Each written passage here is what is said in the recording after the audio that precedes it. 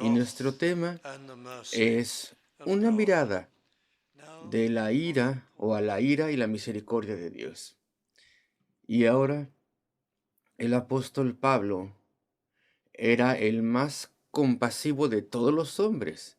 Era un hombre amoroso, un hombre lleno de preocupación por las personas que viven en confusión espiritual y en tinieblas.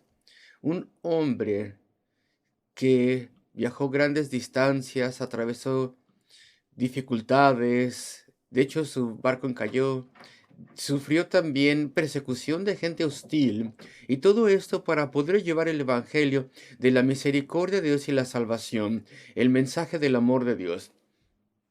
No podría haber habido otro hombre más compasivo, más altruista, que no fuera él después del Señor Jesucristo.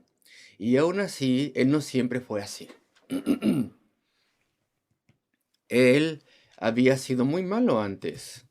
Él había sido justo ante sus propios ojos, un hombre que era un fanático, intolerante. Él perseguía a aquellos que pasaron de la fe de los judíos a Jesucristo. Pero Cristo era el cumplimiento de todas las escrituras judías. Y entonces él mismo fue convertido, como ustedes saben, lo sé, fue salvo de forma dramática y esto lo transformó. Y en vez de aquella persona que había sido descrito ah, por alguien en términos horribles como un hombre terrible, y tal vez esa descripción no está muy errada, era un hombre terrible en el pasado. Sin embargo, él llegó a ser un hombre sumamente compasivo. Y aún así, entonces él escribe estos capítulos que parecieran severos al principio de la epístola a los romanos. Esta gran carta doctrinal del Nuevo Testamento, la cual es la literatura más profunda que uno puede leer. Es maravillosa y tiene este inicio severo, pero no es severo cuando uno lo entiende, lo que dice aquí, aunque pareciera serlo, pero no lo es. Y aún así él es un hombre de amor que escribe estas cosas. Y quiero que meditemos al respecto de esto. Y si fuera posible, quiero que cubramos varios versículos de una forma que normalmente no hacemos. Voy a detenerme en estos versículos 16 al 18 y después voy a avanzar por todo el capítulo porque quiero mostrar el cambio del significado o el significado más bien del apóstol Pablo a medida que él hace un llamado a las personas a que vengan a salvación en Cristo. Voy a tener diferentes encabezados esta noche y el primero es el siguiente: la justicia de Dios. Aquí la tenemos en el versículo 17. Pablo está hablando del Evangelio, porque no me avergüenzo del Evangelio, dice él.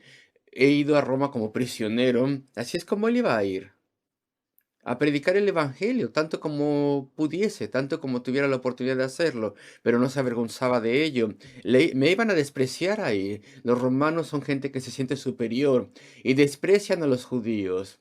Para ellos, los judíos son un pueblo débil, conquistado por ellos.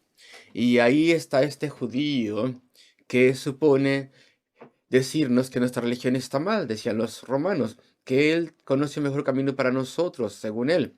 Pero Pablo dice: yo no me avergüenzo del Evangelio de Cristo, porque tiene algo mucho más grande de lo que ellos pudieran pensar. Tiene poder.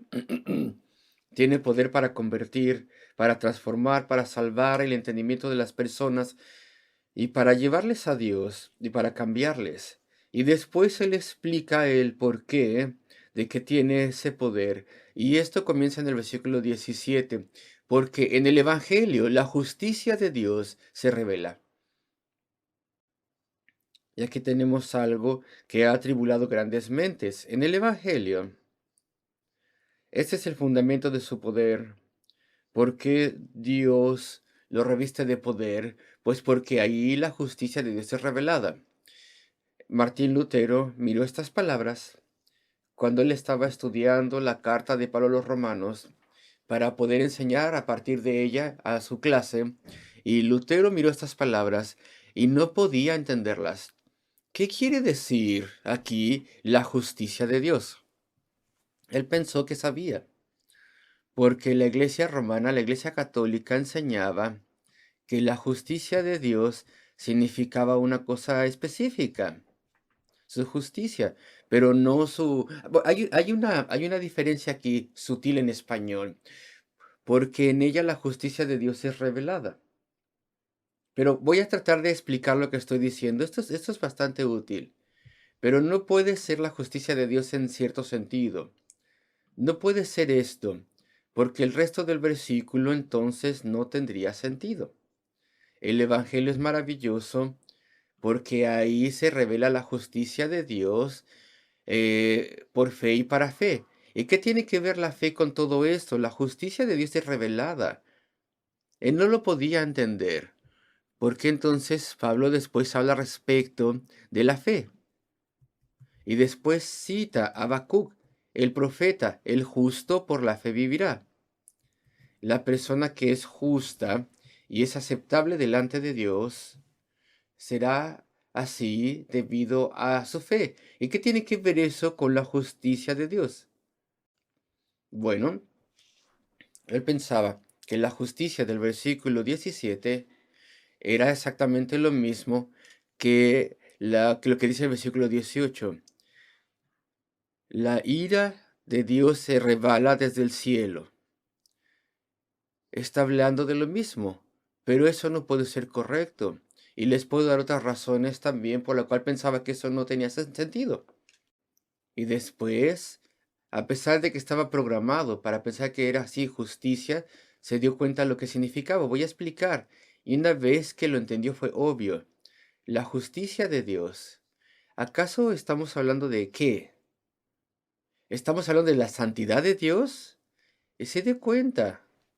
Esto significa la justicia que Dios acepta. Piensen al respecto de esto. La justicia que Dios acepta para hacerme a mí aceptable a Él. Lo leemos una vez más. Porque en el Evangelio, la justicia que Dios acepta es revelada. ¿Y qué significa esto? Bueno, pues el Evangelio revela la justicia de Cristo. Es el Evangelio que nos revela que Cristo ha venido con su justicia y Él viviría esa vida perfecta, esa vida santa, aunque fue provocado de forma terrible, en que hubo gran oposición. Y su justicia es la justicia que Dios acepta. Espero que ya esté más claro el punto. Y si confiamos en Él y estamos bajo sus alas, por así decirlo, bajo su protección y su autoridad y cuidado, pues entonces Dios nos aceptará sin ninguna justicia propia, porque no podemos tener ninguna justicia que sea aceptable para Dios. Y el Evangelio revela la justicia que Dios acepta, la justicia de Cristo, el confiar en Él. Y después ya tiene sentido, y todo lo demás tiene sentido, porque en el Evangelio de la justicia de Dios se revela por fe y para fe. En el Evangelio, la justicia de Dios se revela por fe y para fe. Y para Lutero significaba una cosa así. Por fe y para fe significaba de principio a fin. Esto se recibe todo por fe. Era una expresión. Significaba algo así. Hay diferentes explicaciones de esto, pero todas significan lo mismo. Una de las mejores explicaciones es la siguiente, y esto nos ayuda. Y espero que no estoy haciendo las cosas más complicadas, pero voy a tratar de explicar más. La fe la palabra fe aquí viene del verbo griego que significa ser convencido. Entonces tener fe significa estar convencido de algo, estar completamente persuadido de algo.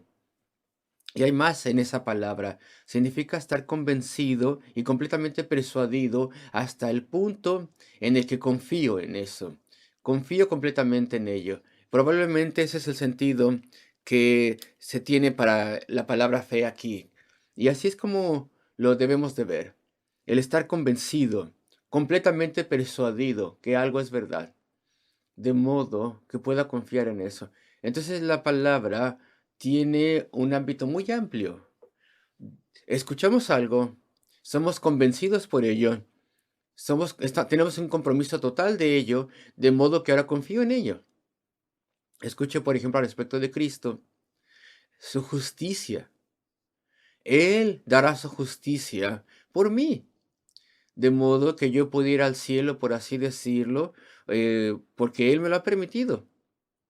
Él compró el acceso y yo lo debo creer, y yo lo creo, y ese es el único camino. Necesito a Cristo, soy convencido de que el Hijo de Dios ha vivido por mí. Y entonces yo confío en Él y ahora ya soy uno de ellos y Él murió por mis pecados. Ese es otro aspecto de esto, de su obra de Cristo, pero debido a ello confío en Él. Entonces la palabra tiene una gama muy amplia y algunas personas dicen que es ese sentido, por fe y para fe. Esto significa todo el ámbito de la palabra. La justicia de Dios, entonces, es la justicia que es aceptable a Dios para asegurarnos el cielo, ganar el cielo para nosotros. Cristo te lo da, Cristo te da esa justicia. Él es aquel que ha producido esta justicia, que la ha obrado, conseguido. Y una vez que estás convencido de ello y tú crees eso y confías en ello, entonces todo el ámbito de la palabra fe, por fe, lo aceptas y confías en Cristo. Y entonces vienes a Dios. Y así es como los reformadores entendían esto, este vocabulario glorioso. Y es obvio, y es verdad. Y el apóstol Pablo lo confirmó él mismo cuando Lutero leyó Romanos 3, versículo 26. Él sabe que estuvo en lo cierto. Dice así, con la mira de manifestar en este tiempo su justicia, a fin de que Él sea el justo y el que justifica al que es de la fe en Jesús. Su justicia, la justicia que Dios aceptará, la justicia de Cristo. Y la pregunta debemos hacerla. ¿Por qué? ¿Por qué es este el camino a la salvación?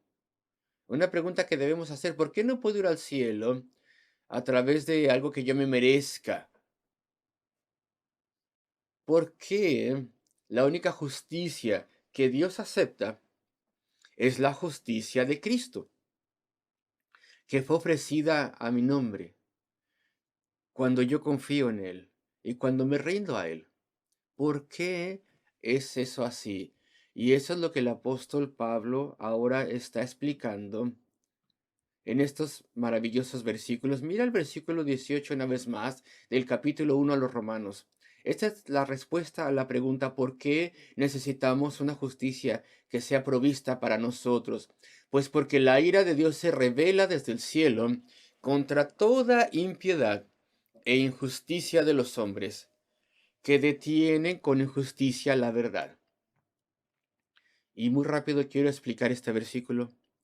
La ira de Dios, la justa y santa indignación e ira de Dios. Dios tiene una ira santa y pura, una indignación en contra de la suciedad y el pecado y la ingratitud y toda actitud horrible del corazón humano. Porque la ira de Dios, la pura ira de Dios, la temible ira de Dios es revelada desde el cielo. ¿Y sabes por qué el apóstol Pablo dice eso? Tiene que ser revelado en la Biblia. Porque si no fuera así, el corazón humano es tan orgulloso, nunca aceptaríamos que merecemos la ira de Dios. Nunca lo pensaríamos. No lo aceptaríamos en absoluto. Dios nos tiene que decir él mismo, tengo ira con la raza humana. Y esa es una de las grandes partes del mensaje de la Biblia, la indignación justa de Dios en contra de la raza humana. Esto tiene que ser revelado. Y esto está en contra de toda impiedad y toda injusticia. ¿Sabes qué significa impiedad? La diferencia entre eso y la injusticia es que la impiedad hace referencia a nuestra actitud para con Dios. Rehusamos alabarle. Todo, Dios nos lo da todo y nos comportamos como si eso simplemente pasó y ya. todas nuestras capacidades y habilidades y la vida humana consciente, nuestra mente y nuestra capacidad de raciocinio y todo soy yo. No le damos nada de gratitud a Dios. La impiedad significa que no adoramos a Dios. La injusticia significa que de forma deliberada desobedeces las leyes de Dios, sus estándares revelados de lo que es correcto y lo que está mal. Y tú le desobedeces y rechazas hacerle caso. Y Pablo dice en estas dos palabras, tanto porque la ira de Dios se revela desde el cielo contra toda impiedad e injusticia de los hombres que detienen con injusticia la verdad. Así es como dice acá. Tengo que explicar el significado que detienen con injusticia la verdad. Una palabra griega compuesta que significa mantienen por abajo o la detienen. Les voy a decir qué significa. Si tú alguna vez lo has visto en la noche, por ejemplo, viene la policía en una van y una persona lucha y le tiran al suelo y lo agarran allí, lo inmovilizan allí porque está causando problemas, es criminal. Y esa es esta palabra, inmovilizar a una persona allá abajo. Alguien violento está bajo arresto, inmovilizado en el suelo. Y hay gente que le hace eso a la verdad de Dios. La inmovilizan, la ponen contra el suelo, la detienen allí. Alguien la inmoviliza. Y la verdad de Dios es inmovilizada, detenida, y con injusticia la detienen. Eso es lo que hacemos.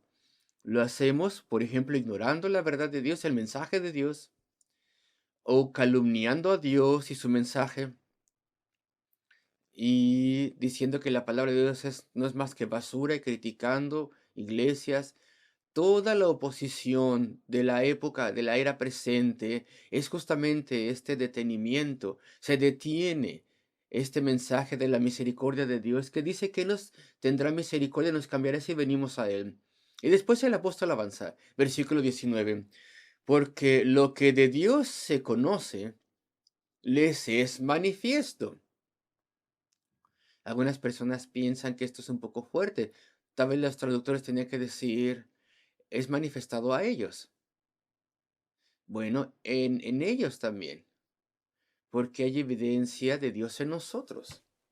Y también aquella que es revelada a nosotros, y es algo muy poderoso. En nosotros hay un instinto que dice que ahí está Dios. En nosotros hay una conciencia moral.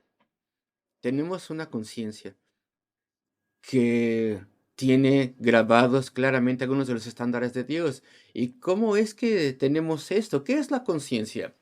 ¿Qué es esta capacidad misteriosa que a veces nos persigue y nos caza? Y aún así, cuando estamos de acuerdo con la conciencia, no podemos obedecerla. Esa es evidencia que somos creados por el Dios vivo. Porque lo que de Dios se conoce les es manifiesto, pues Dios se lo mostró. Y también está lo que Dios nos muestra en el mundo. Versículo 20.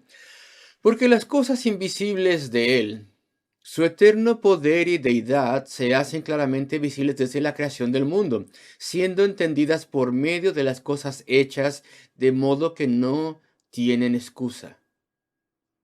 El griego no dice aquí deidad, por ejemplo, dice algo así, lo que es similar a Dios. Los traductores escogen algo para ayudarnos, pero aquí lo que dice es una similitud a Dios. ¿Y qué significa todo esto? Cuando Dios creó el mundo, Él lo hizo, si me perdonan el término, para que fuera una muestra grande. Él creó el mundo de forma maravillosa, de una forma excesiva si tú quieres. Puso las cosas en lo creado, que es mucho más grande de lo necesario. O me voy a explicar más bien. En un nivel más grande de lo necesario muestra que hay un creador, que obró este creador. Entonces hay muchísima evidencia de diseño divino. Y esto es planeado. Por eso hay ciclos muy complicados, complejos, y muchos detalles microscópicos maravillosos en todo. Todo eso es, por así decirlo, una exageración, una cosa excesivamente hermosa, excesivamente maravillosa, una exageración en el punto de que muestra exageradamente que hay un diseñador. Dios se ha esforzado muchísimo para mostrar esas cosas, su poder y su deidad. Y bueno, voy a explicar qué quiero decir. Si Dios hace algo fenomenalmente poderoso en el universo, nosotros tendríamos que reaccionar y decir, bueno, el diseñador de eso tiene que ser mucho más poderoso que lo que él ha diseñado, lo que él ha creado. Señala a su creador. Y este creador es omnipotente. Su poder es maravilloso. Si Dios ha hecho cosas que parecen increíblemente duraderas, que sobreviven intactas a través de los siglos que avanzan, y resisten todo tipo de tormentas y cosas así. Entonces el Dios que creó estas cosas tiene que ser incluso mucho más perduradero que las cosas que Él ha creado. Él tiene que ser eterno. Él debe ser todopoderoso. Si Él ha hecho cosas que parecen requerir ninguna cantidad de energía para sobrevivir, ninguna ayuda para sobrevivir, ninguna reparación, ningún mantenimiento, algunas de las grandes montañas, por ejemplo, esto señala que el creador de esas cosas debe ser un ser autosuficiente que no necesita ningún poder fuera de él mismo. Él puede crear cosas que parece que no necesitan nada de sustento. Eso señala a su creador, que tiene que ser mucho más grande. Y así seguimos, podríamos seguir razonando de esa forma. Y por esto Pablo puede decir, no tenemos excusa en absoluto para ser ateos, porque las cosas invisibles de Dios, sus atributos, su omnipotencia, su omnisciencia, es decir, su conocimiento, su sabiduría, todas estas cosas, el hecho de que Él es un Dios personal, Él crea a los seres humanos que se relacionan los unos con los otros, que tienen la capacidad de amar y relacionarse y comunicarse y tener un idioma. Él tiene que tener todas esas características en mucho mayor grado. Entonces, a través de la creación vemos al Creador. Las cosas invisibles de Él, su eterno poder y deidad, se hacen claramente visibles desde la creación del mundo, siendo entendidos por medio de las cosas hechas, de modo que no tienen excusa. Entonces, las personas no tienen excusa. Y avanzo, versículo 21. Pues habiendo conocido a Dios, o habiendo tenido que conocer, absolutamente de forma categórica rehusaron glorificarle. Rehusaron darle el crédito, honrarle y adorarle, y alabarle y agradecerle. No le glorificaron como Dios ni le dieron gracias, sino que se envanecieron, se hicieron futiles, vacíos en su imaginación, en su razonamiento, y su necio corazón fue entenebrecido. Y no puedo lidiar con todos los versículos, profesando ser sabios se hicieron necios. Y mira el versículo 23, y cambiaron la gloria del Dios incorruptible en semejanza de imagen de hombre corruptible, de aves, cuadrúpedos, reptiles y cosas así. Y dijeron, estos son nuestros dioses. El Dios es obvio, Él es un Dios personal, Él es un Dios vivo, es un Dios eterno, está por sobre todas las cosas, Él es todopoderoso, más grande de lo más grande que hay en la creación, Él es un diseñador, es un genio, tiene una mente. No, es un escarabajo, un insecto, es una cosa insignificante, no es nada. Qué insulto en contra de Dios. Pero las personas no hablan así hoy en día, pues sí lo hacen. Él no existe en absoluto, dice muchas personas. Todo se produjo por un accidente. Nos rehusamos a creer lo obvio y la evidencia. Vamos a abrazar cualquier teoría que alguien que quiera nos dé, incluso si no puede ser probada, incluso si requiere tal imaginación tan grande como imaginarnos que la vida apareció del espacio exterior o algo así. Pero no queremos creer lo obvio, y no queremos leer la evidencia, y no queremos creer en Dios. Ni siquiera es un escarabajo ni un insecto, no es nada. Reducimos a Dios a nada. Decimos que no, eso es terrible, gran insulto. Así que no nos sorprende que tengamos contra nosotros la justa indignación del Dios Todopoderoso. Y después leemos esto que es todavía más grave, versículo 24. Por lo cual también Dios los entregó a la inmundicia, suciedad, en las concupiscencias y lujurias de su corazón.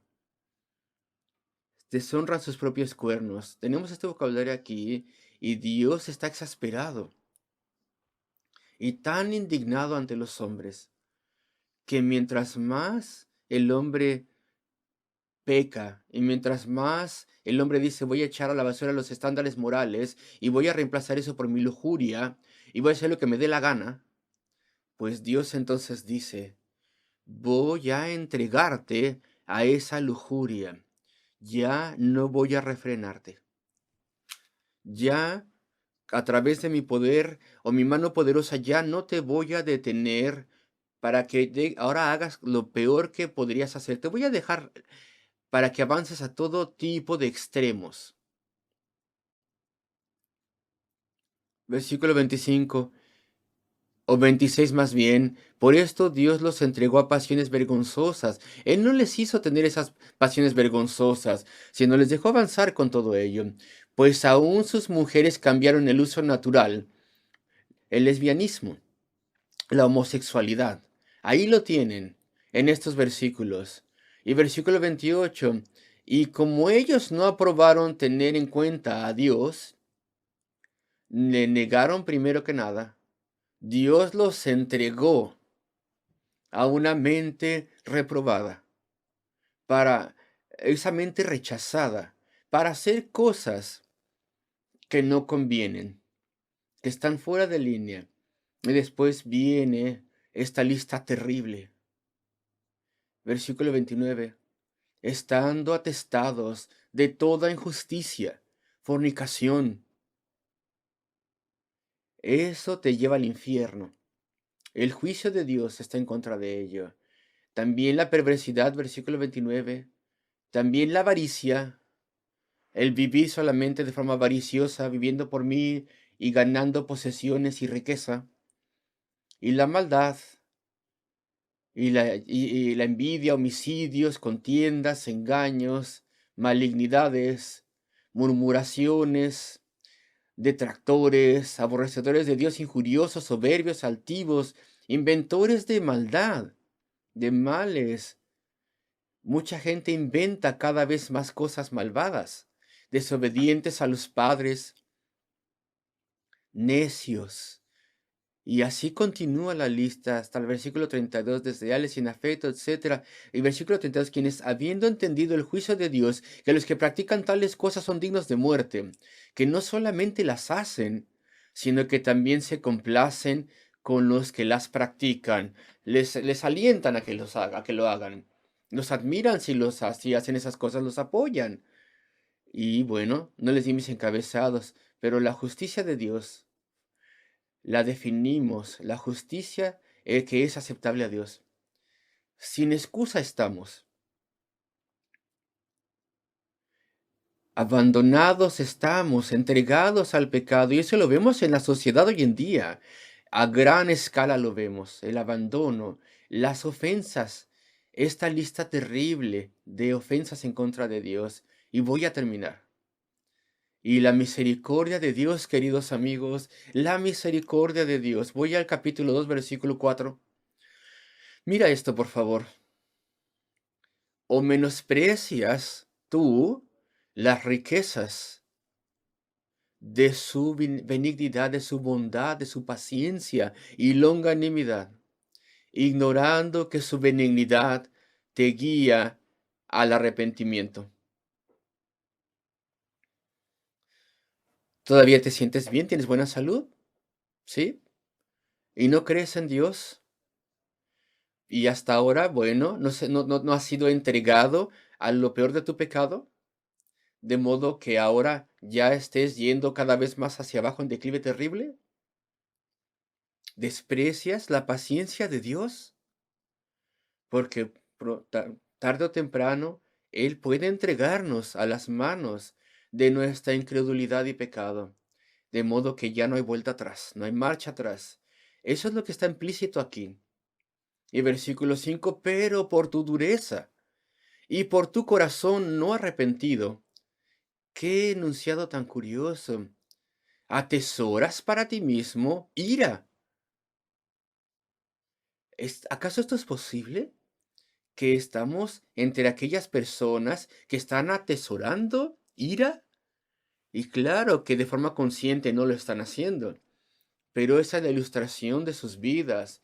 Yo no creo en Dios. Yo no quiero aceptarle. Yo voy a seguir mi pecado y mi incredulidad. Bueno, pues soy como una persona que está ahorrando para algo.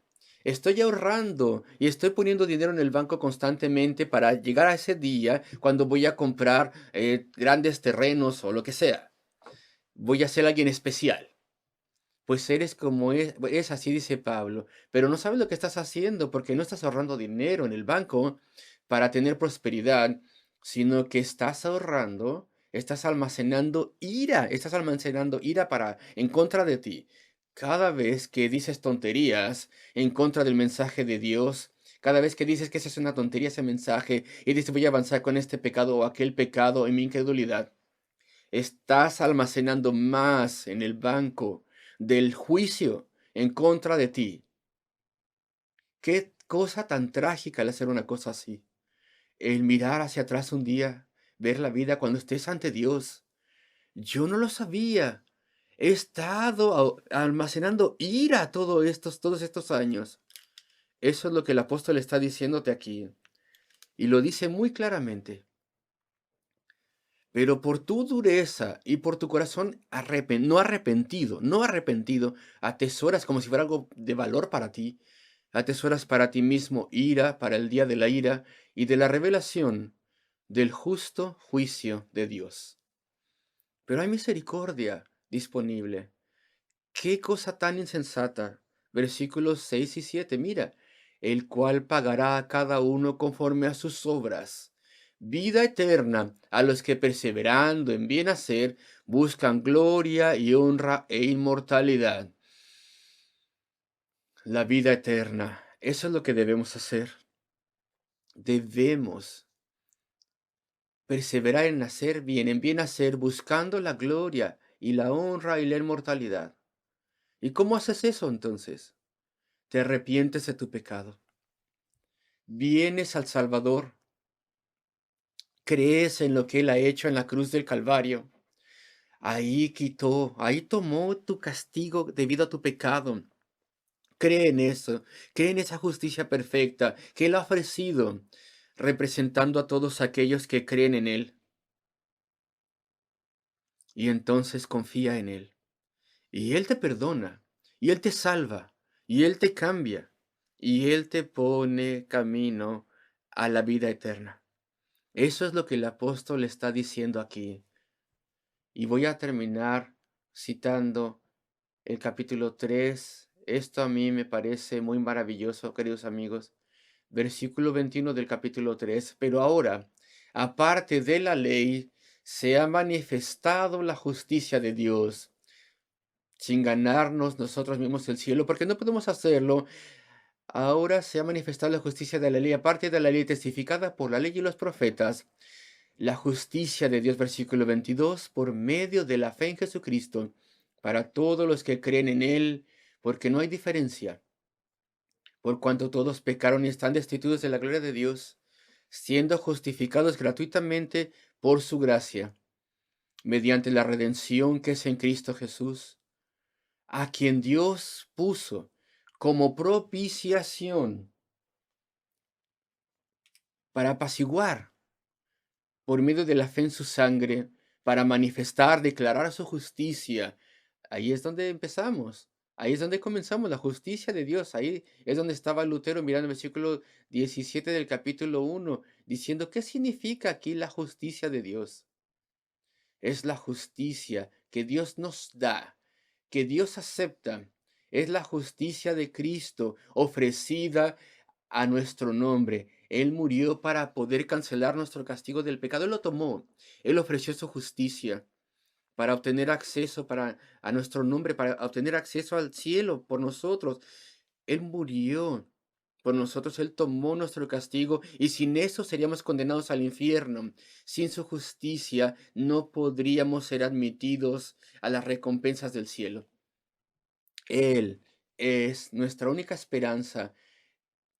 Hay todo el pecado del mundo y aún así podemos ser perdonados, podemos estar a salvo, podemos ser aceptados por Dios, podemos estar revestidos en la justicia que solamente Dios da y que Él aceptará. ¿Cuánto necesitamos de Él?